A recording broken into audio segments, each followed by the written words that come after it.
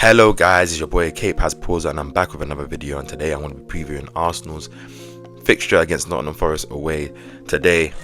A big fixture, even though it feels like the title race is done. If you're new and you're returning and you haven't already, hit that subscribe button, smash the like button down below. I am on the road to 1,000 subscribers, so it really helps. Hit the subscribe button, hit the like button, and comment down below any of your thoughts. But yeah, let's just get into this video. Obviously, off the back of that West Ham loss, obviously the deflated feeling like at least the Premier League season is over, and without the attackers to potentially attack the Champions League properly, it feels very deflated right now as an Arsenal fan and the Arsenal camp, especially for the rest of the season anyways, because it feels like the season's over when there's still so much of the season still to play and so many twists and turns to happen. But one performance, well, I guess we kind of foreshadowed that against Leicester, despite us getting a win, but then the performance against West Ham kind of has negated and deflated everything. Mikel talking in his press conference yesterday, obviously he just had some team news to say that obviously Waneri was fine. He came off against West Ham, but which is a bit of cramp, obviously, and Bakayo and Gabby are progressing well, but they're not going to be available, obviously, of course, for this game. He talked about how he was very disappointed, obviously, about just the result and the way we played. Obviously, Liverpool winning, obviously us losing. He talked about obviously the last 15 games prior to this weekend that we matched Liverpool's record, which is good, but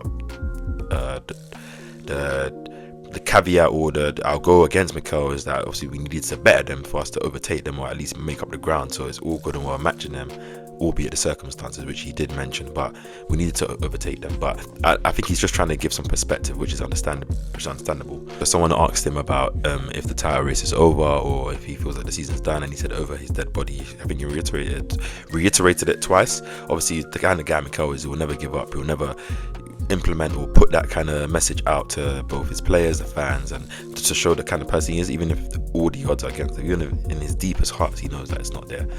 He spoke about obviously Martin Odegaard.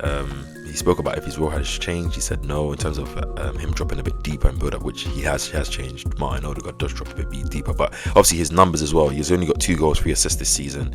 He's not been playing that well, and obviously without our forwards, we need the likes of Odegaard, Rice to step up, and they haven't been this season, especially Odegaard. So Mikel was asked about if his injuries affected him. He said no, which I did like, because I feel like it has been a long time, and when he came back from his injury he was looking sharp and fresh. So I don't feel like it's easy to just kind of use that excuse, especially 3, 4, 5 months down the line. He needs to step up and needs to play better. That's all I can say. But yeah, Forest won't be an easy game. Obviously, their style. They're probably one of the best low block or counter-attacking teams in the Prem. They've got a lot of height, with Murillo in defence. It sells like a goalkeeper, quite a quality goalkeeper, and obviously the dangerous attackers in Elanga, Hudson-Odoi, Gibbs White, and obviously Chris Wood is in mad form this season. So obviously it's going to be a difficult game for Arsenal. It might be a bit of a ball fest. Arsenal probably dominate the ball. Forest are going to try give Arsenal the ball in the area they want us to, and then obviously try to KO us on the break. Obviously I trust our defence and stuff, despite obviously seeing how the way that we did perform against West Ham, or the way Calafuri defended against Wan-Bissaka. But it's not going to be easy. End of the day, us as Arsenal fans, we can't really give up. We're going to still watch every game. We still got to have that glimmer of hope. And even if, obviously, albeit the Premier League season is done, we still got something to play for in the Champions League. And these players got to have a bit of pride about themselves. Mikel's too. If that comes in terms of a system change, in terms of personnel change, or a stylistic change, just to implement, platforming some of these players who aren't our same starting type of players to play better and to, be more useful, gain more output. I think he needs to do that. Obviously, they're also, only 6 points behind us, so this would be a big game. Obviously, if they win that, there will be 3 points, putting pressure on us, and drawing us closer to Man City, despite them City playing Spurs today. And also, if we can win, obviously make that gap in Forest 9 points, which kind of albeit secures that second place at least.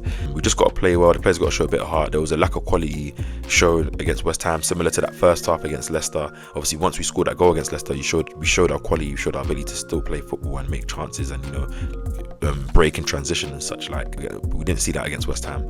I also think, obviously, I'm wary of the Merino starting. I think he is a viable option in the 9, and I think it will work well, but I don't know if from the start it's the best, because one, we don't have no plan B, and 2, if it doesn't work, it's hard to kind of get him into the game and hard for him to kind of read where he needs to go, especially he's not really an experienced 9.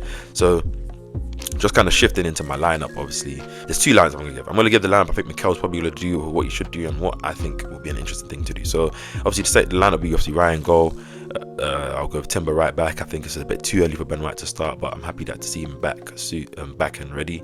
Obviously Saliba and Gabriel centre back, and obviously Calafiori left back with Lewis Kelly getting that straight red, meaning he's going to miss the next 3 games, starting with this one.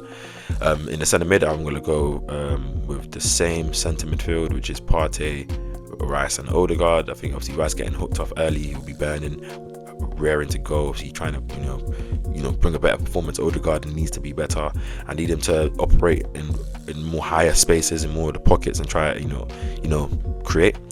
And then in my front 3, I'm gonna return back to Ranieri off the right, Trossard down the middle, and Sterling off the left, just because obviously we need some transition pace, we need some trickery, and I think once Bukayo Saka and Martinelli come back at the team, it will be Trossard playing that false 9. So I want him to get a bit his feet wet, obviously get a bit used to playing in that central areas and playing amongst centre backs again. But my alternative lineup would be obviously a 3 at the back, where I would bring in Kieran Tierney left wing back. I would still keep Timber right wing back, and then I'll have the midfield 3 of Partey, Rice and Odegaard, and then I'll go with a front 2 of Trossard and Ranieri as 2 forwards, kind of false 9, floaty 10s, to allow us a bit more fluidity and allow wing backs to kind of provide the width, creating something different for the defenders to think about, and then obviously free in space for Rice, Odegaard, Ranieri and Trossard to roam and create.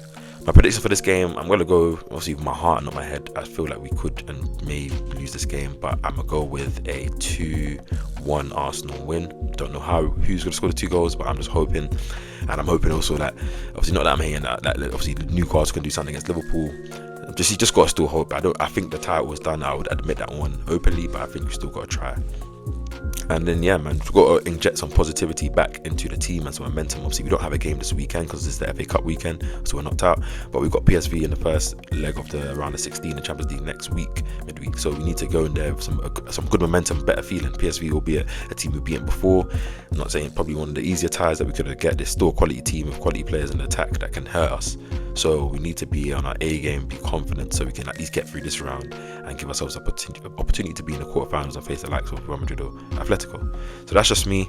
We need to kind of raise up our spirits. Obviously it's football, the last result kind of fades away. You get into this result, you kind of think about this and focus on this, and hopefully it's not a painful watch for both the neutrals and us Arsenal fans, and we can come out of a win and a result, and go for the rest of our week with a bit of positivity. So hit that subscribe button, comment down below your thoughts on my lineup, my predictions, anything I've said, and I'll catch you guys in the match reaction. Speak soon.